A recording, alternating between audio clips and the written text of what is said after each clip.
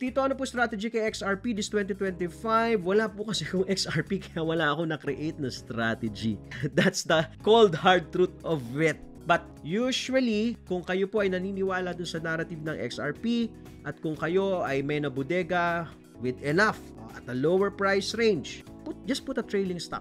Use technical analysis, right? Take some profit and leave some moonbag. You'll never go wrong doing that. Yan po yung ginawa din natin, no? Even now, diba? We took some profit, nag-iwan tayo ng moonbag sa iba't ibang mga tokens na tinrade natin. Para pag lumipad, meron ka pa rin, may upside ka pa rin, hindi ka na FOMO. So, ngayon po, aralin mo saan ka maglalagay ng trailing stop. Kung profit ka na. What point, sasabihin mo na, oh, okay, magti-TP ako dito. Magpa-partial TP ako dito. At determine mo na, ngayon pa lang, ilang percent yung iiwan ko.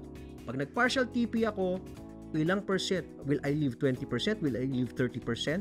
Para kung umakyat, okay pa. Kung bumaba naman, hindi na ako magagalusan masyado kasi na-out ko na yung capital ko.